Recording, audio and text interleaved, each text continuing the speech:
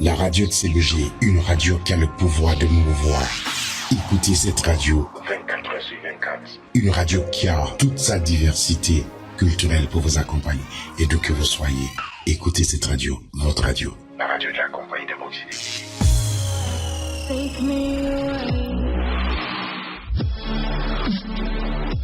Mesdames, Messieurs, fidèles auditeurs de Radio CBG, merci de nous pratiquer sur la 96.1 et 100.9 pour les auditeurs de Sangaredi.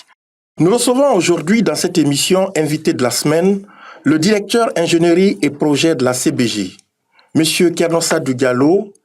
Avec ce dernier donc, nous parlerons des enjeux et des perspectives de la Compagnie des bauxites de Guinée. La Compagnie des bauxites de Guinée assure l'extraction, le traitement et l'exportation de sa bauxite dans les conditions les plus sécuritaires et dans le strict respect des normes environnementales et sociales, conformément aux attentes de ses clients en termes de qualité, de volume et de délai. La CBG assure à elle seule plus d'un sixième de la production d'aluminium à travers le monde. J'ai une radio qui a le pouvoir de mouvoir. Écoutez cette radio 24 heures sur 24. Monsieur Kernossa Diallo, bienvenue dans cette émission. Et la première question que je vais vous poser, comment a été votre parcours scolaire? Je vous remercie, Monsieur Condé, de m'avoir invité dans cette émission. Effectivement, je suis donc le directeur de l'ingénierie et projet. Ça fait maintenant bientôt 1 an. Mon parcours scolaire débuta en 1981 à l'école primaire de Kwame Nkrumah de Kamsa.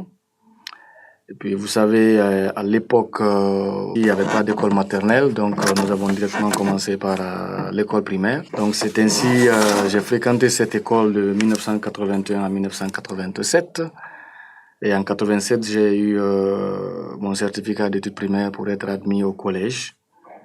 Et ensuite, j'ai pratiqué le collège au lycée Amadou Matarmbo, bien qu'il y avait le collège et le lycée. J'ai fait tout mon cursus primaire scolaire secondaire à Kamsa. À Kamsa, oui. Donc, ce lycée m'a accueilli donc, de 87 à 94. J'ai passé donc mon brevet là et j'ai décroché mon bac 2 option sciences mathématiques en 1994 avec mention très bien.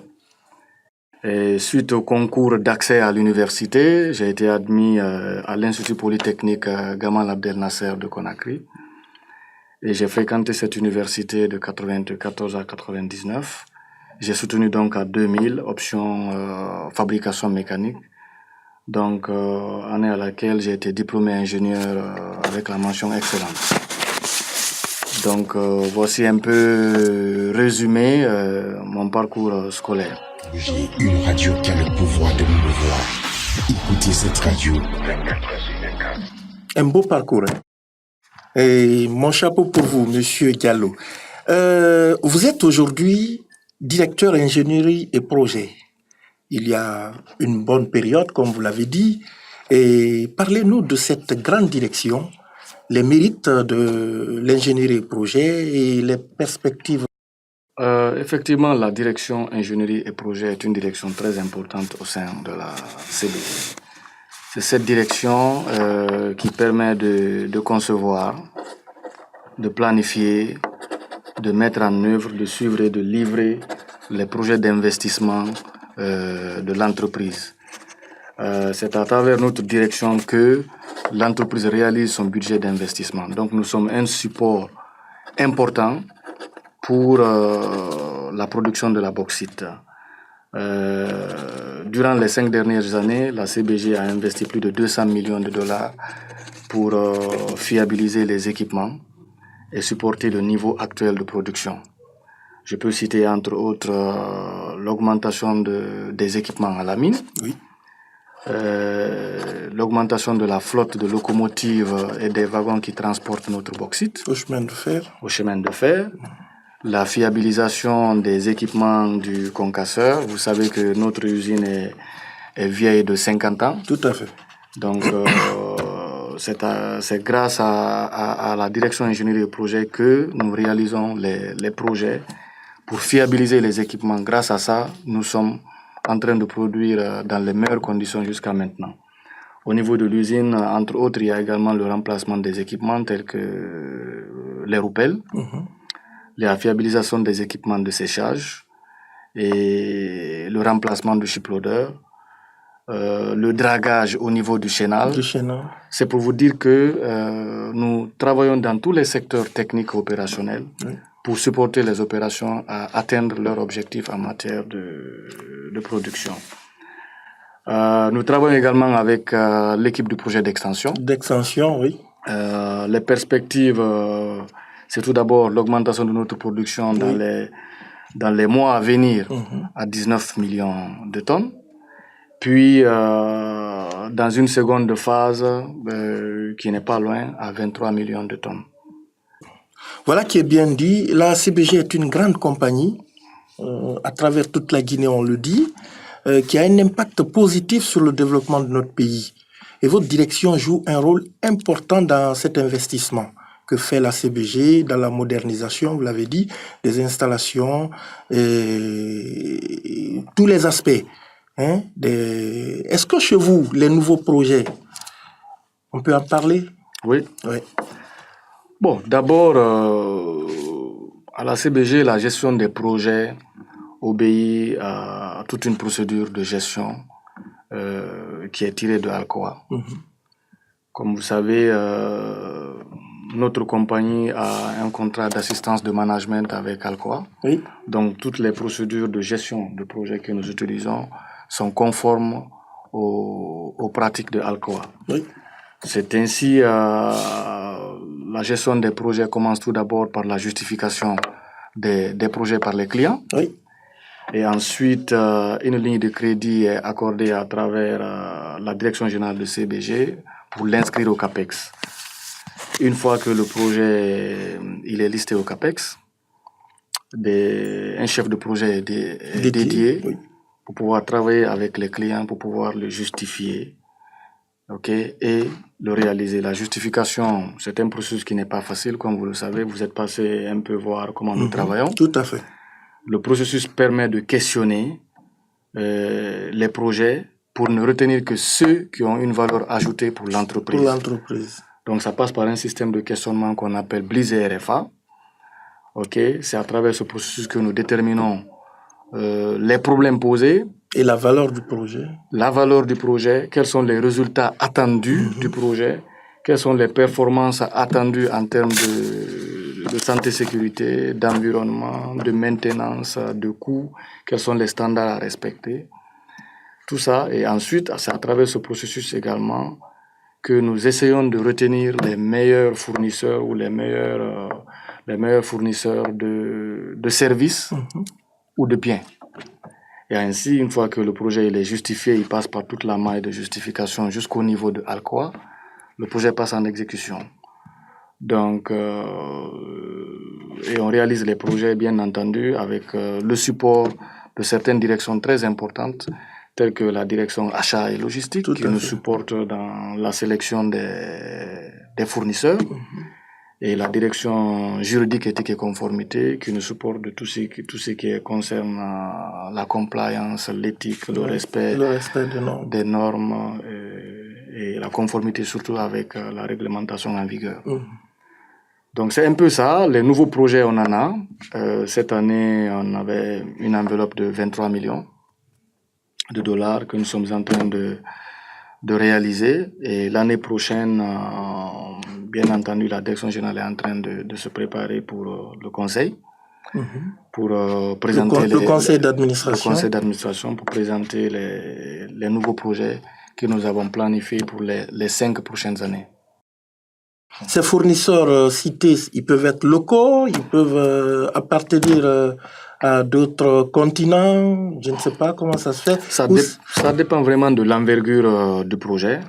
Aujourd'hui, vous savez, avec la dimension local content, nous essayons de travailler beaucoup plus avec les fournisseurs locaux pour donner beaucoup plus de chance à nos frères guinéens de montrer leur capacité à réaliser également les projets. C'est une fierté quand on dit que ce projet est réalisé par un Guinéen. On a des exemples comme ça. Tout à fait. Mais lorsque le projet sort de la dimension nationale, on va vers l'extérieur à travers nos bureaux d'achat à Bruxelles et aux États-Unis, qui regardent à travers le monde entier quels sont les fournisseurs potentiels. Et même quand nous avons des fournisseurs étrangers, nous les encourageons à travailler avec Les locaux. les locaux Tout à fait. pour leur donner aussi l'expérience dans le domaine. Petit à petit, c'est comme ça qu'on peut apprendre le métier Tout à fait. et qu'on peut valoriser également nos ressources humaines. Très bien. J'ai une radio qui a le pouvoir de mouvoir. Écoutez cette radio. Mesdames, Messieurs, vous suivez l'émission Invité de la semaine.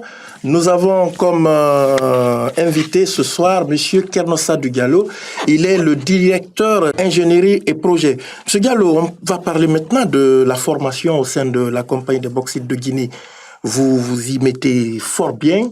Et êtes-vous satisfait des restitutions?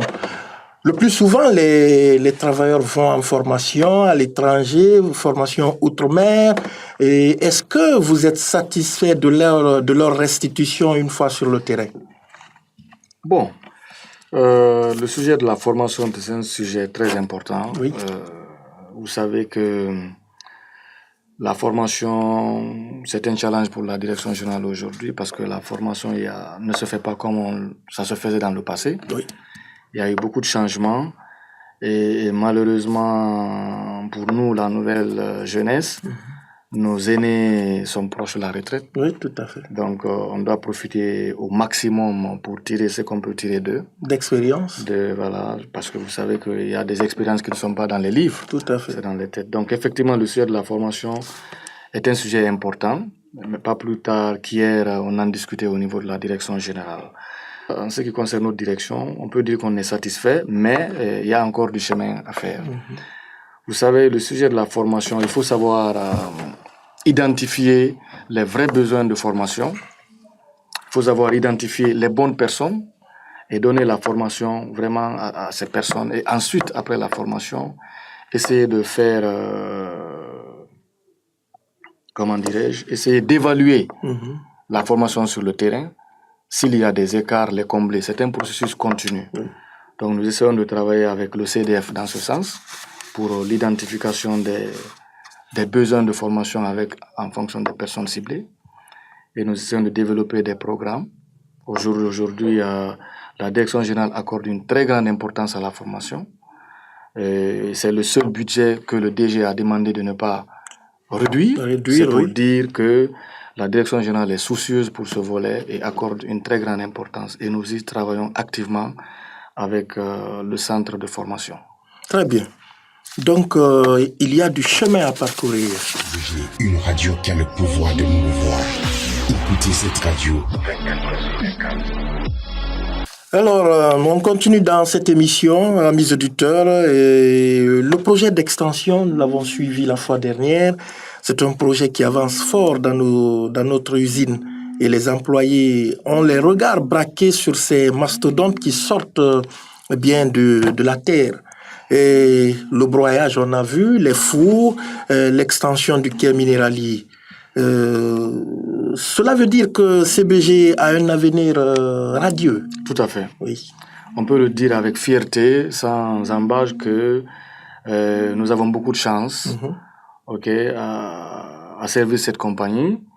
Comme vous venez de le dire, nous avons eu la chance d'avoir ce financement pour la phase 1 du projet d'extension, pour porter notre production à 19,5 millions de tonnes. Oui. Et ensuite, n'oubliez pas, il y a la phase 2 qui va aussi être engagée peut-être dans les prochaines années, qui vont accroître notre production de 19 à 23 millions de tonnes. Millions.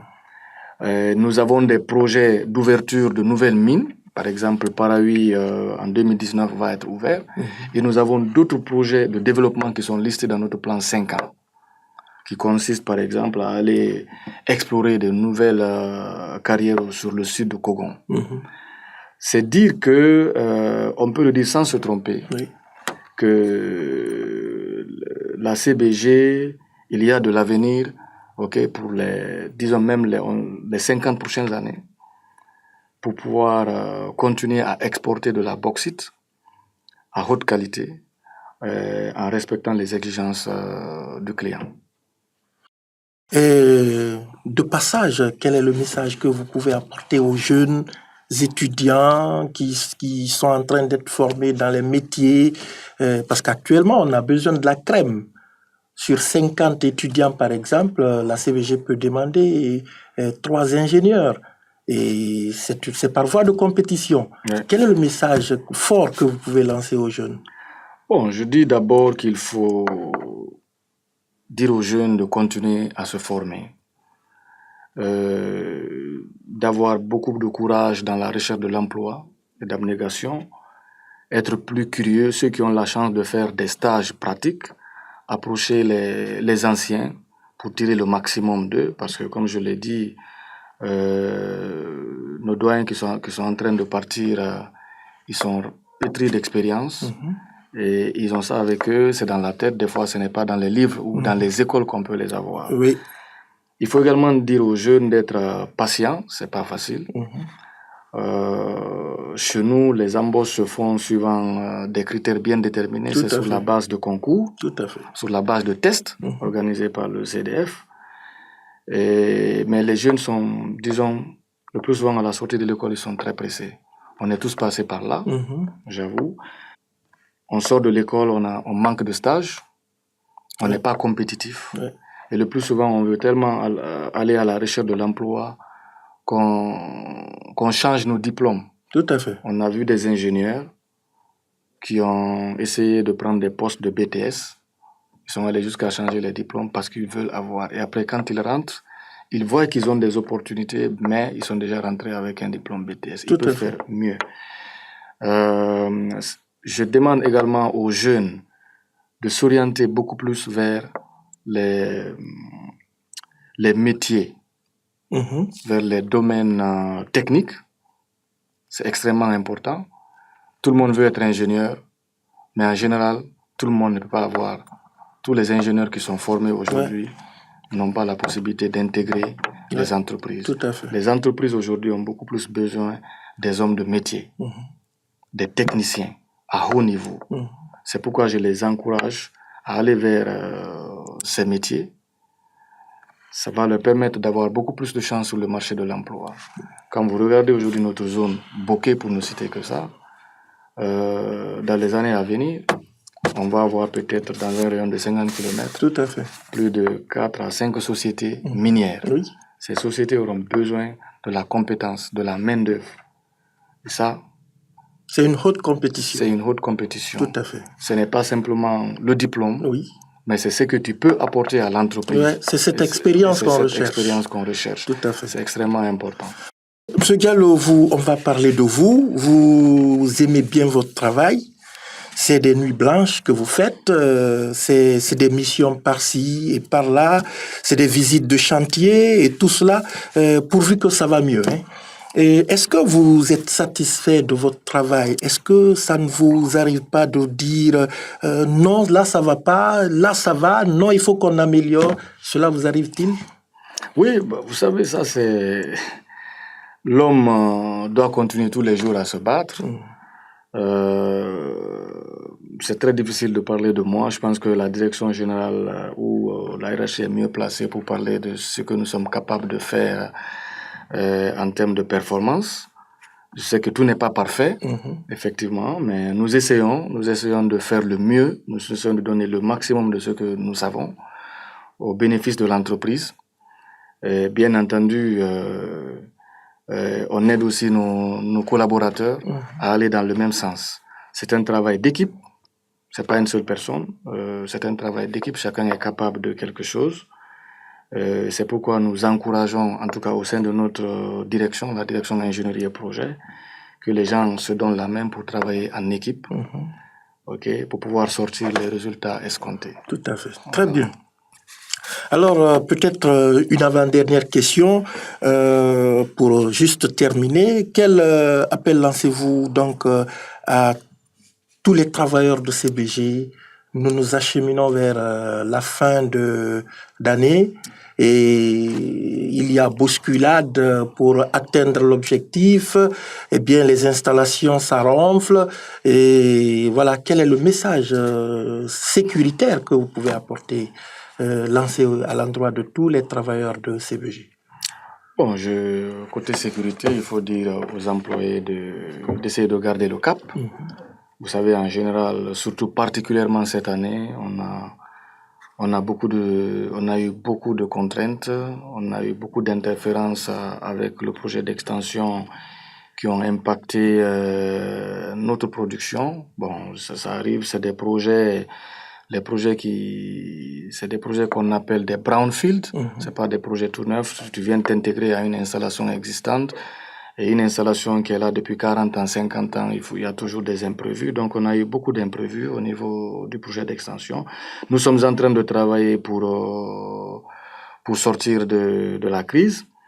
Au jour d'aujourd'hui, les gens sont pressés. On est tous pressés d'atteindre nos objectifs. C'est de dire aux gens de faire attention.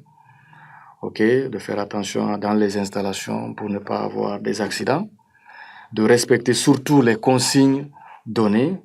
Faire des analyses de tâches critiques avant d'aborder n'importe quel autre travail. C'est vrai que nous sommes dans le souci de faire notre production, mais la direction générale même demande à ce que tout le monde soit prudent. Rien n'est urgent pour ne pas être fait dans des mesures sécuritaires. Donc il faut demander aux gens de rester très prudents. En général, c'est dans les fins d'année qu'on rencontre des accidents très graves parce que les gens sont pressés. Les gens sont fatigués, donc il faut être très vigilant. Il faut que les superviseurs se rapprochent davantage des exécutants pour mieux les encadrer, pour mieux sensibiliser les gens sur le travail d'équipe et surtout sur les méthodes appropriées de travail. Donc c'est un peu ça le message que je dois donner côté sécurité. Malheureusement, on vient de rencontrer un accident avec arrêt sur un des chantiers à Sangaredi, qui implique le travailleur d'un contractant. Oui. Malheureusement, qui a fait tomber notre score à 0, le nombre de jours travaillés sans accident avec arrêt. Oui. C'est malheureux, c'est un incident très malheureux, mais encore une fois, l'erreur humaine. Donc c'est pourquoi les gens, j'en appelle vraiment à la conscience de tout le monde, et surtout au respect strict des normes de sécurité. Chacun doit prendre le sujet de sécurité comme étant un sujet personnel. Nous avons des supports, la direction santé, sécurité et environnement est notre support, et tous les jours, cette direction ne cesse pas de nous le rappeler. Il faudrait qu'on s'en approprie. Il faut que chacun sache que ce qu'il est en train de faire, il le fait pour lui-même. Il ne le fait pas parce que la santé sécurité est derrière. C'est très dommage que vous venez à 8 heures le matin, vous faites votre réunion de santé sécurité, tout le monde est présent, et puis à 17 heures, il y a une personne qui manque. Un est absent. Personne ne le souhaite dans son secteur. Donc c'est pourquoi il faut encore continuer à donner ce message, de travailler très serré, surtout en cette fin d'année, pour garder le cap, ne pas faire des accidents, rester soudés, travailler en équipe et surtout respecter les consignes de santé et sécurité qui sont demandées par chaque tâche. Parce que chaque tâche, pour évaluer, il faut faire une analyse de tâche, il faut évaluer les risques, tout à fait. Il faut dégager les équipements appropriés de travail. Est-ce que l'équipement est en bon état? Évaluer votre environnement de travail. Quels sont les équipements de protection requis? Les équipements peuvent être individuels ou collectifs. Les cinq risques. Il faut poser les 5 pourquoi. Ou quelles sont les mesures à travers les 5 risques. Et ensuite, on entreprend le travail. Tout à fait. Voilà, donc c'est un peu le message. Une radio qui a le pouvoir de mouvoir. Écoutez cette radio. La toute dernière question, Monsieur Kernossa de Diallo, c'est dans votre direction. Il y a eu 2 ans, voire 3, c'est pas moi. Il y a eu des départs à la retraite chez vous. Vous avez certes procédé à une restructuration. Ça n'a pas été facile, certes, parce que c'est des expérimentés qui sortaient de votre secteur, comme vous l'avez dit. Comment cela est fait? Tout à fait. C'est un sujet effectivement très, très sérieux au niveau de la direction, comme je l'ai dit tantôt. Nous avons nos frères, nos papas, nos grands frères, nos doyens qui partent à la retraite. Malheureusement, le plan de remplacement n'a pas été fait de façon systématique, ce qui fait qu'aujourd'hui, on est en train de perdre des experts. Oui. Il faut le dire comme ça. C'est des experts qui sont en train de partir. Au niveau de ma direction, j'ai eu des cas comme ça. Un de mes experts a pris la retraite l'année dernière. Et les années à venir, il y a d'autres qui sont annoncés. Nous sommes en train de travailler avec la direction des ressources humaines pour pouvoir combler le gap.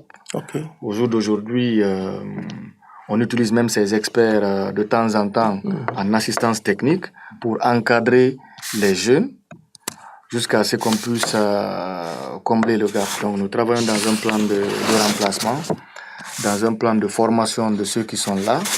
Certains postes sont comblés.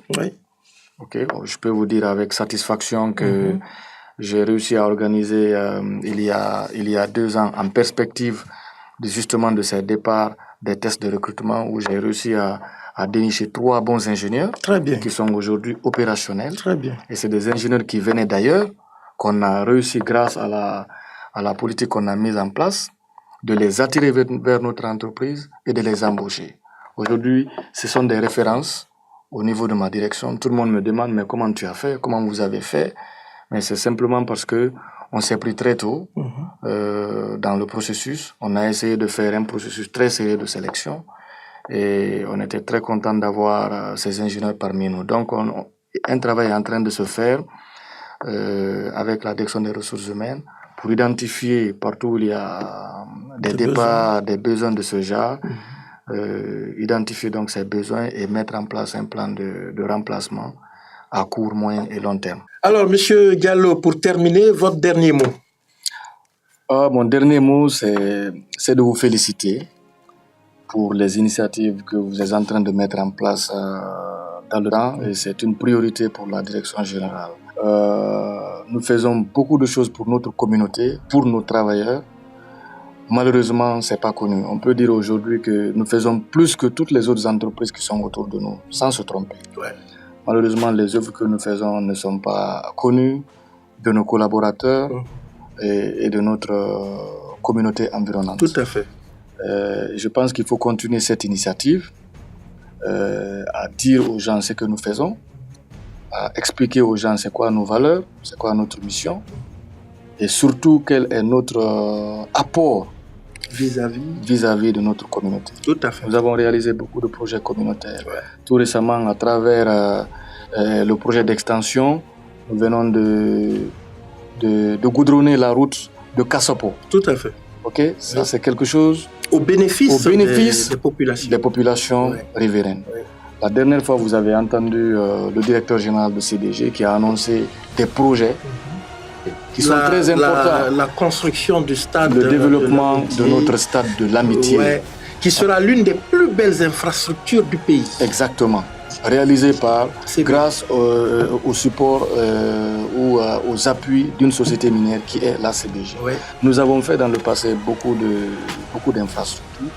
Il faut continuer à informer la communauté sur ce que la CBG est en train de faire pour sa communauté. Ça va permettre un peu que les gens aient un bon regard sur nous. Aujourd'hui, la population, malheureusement, quand il y a un mécontentement, même quand ça concerne les autres entreprises, on s'attaque à nos installations, on dit CBG n'a pas fait ceci, CBG n'a pas fait cela. Aujourd'hui, l'électricité qui est donnée au village, l'électricité là est donnée pratiquement tous les jours de 19h à 7h grâce au support de la direction générale de CBG. On ne peut pas vous dire combien la CBG est en train de mettre par rapport à cette centrale. Donc tout ça, c'est pour pouvoir aider notre communauté. Bien entendu, avec notre partenaire ou notre tuteur Anaïm, ces installations, tout ce que nous faisons, on le fait avec eux. Et la CBG fait beaucoup de choses. Donc nous vous encourageons à continuer dans ce sens. Aller à l'interne de la Guinée, aller jusqu'à même à l'extérieur de la Guinée pour montrer qu'est-ce que la CBG fait. La CBG est l'un des exploitateurs principaux okay, de bauxite à haute teneur. Ouais. Notre bauxite est très riche. Malheureusement, on n'est pas connu. Donc, je vous encourage à continuer dans ce sens. Je vous j'encourage toute l'équipe à aller dans ce sens. Très bien. En tout cas, vous avez le support de la direction générale pour aller dans ce sens. Je vous remercie. Merci, M. Diallo. Merci, message bien entendu. Très bien. Mesdames, Messieurs, amis auditeurs, fidèles auditeurs de Radio CBG, nous étions dans cette émission invité de la semaine. Je vous le disais tantôt, c'est M. Kernossa Diallo qui est un autre éminent invité.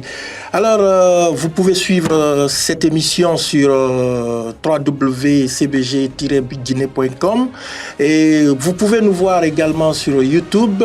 Et merci donc à notre invité et merci à toute l'équipe de la rédaction de cette émission. La réalisation est signée Alassane Souma Senghor. Le service technique est assuré par Mamadou Aliou Kassis Ba et Junior Soumaoro. Alors, mesdames, messieurs, l'émission vous a été présentée par Ansoumane Kandé. Merci de nous avoir choisis et excellent moment d'écoute sur Radio CBG. Bonne suite de programme chez vous. La radio de CBG, une radio qui a le pouvoir de mouvoir. Écoutez cette radio 24h/24. Une radio qui a toute sa diversité culturelle pour vous accompagner. Et d'où que vous soyez, écoutez cette radio, votre radio. La radio de la compagnie de Moxie.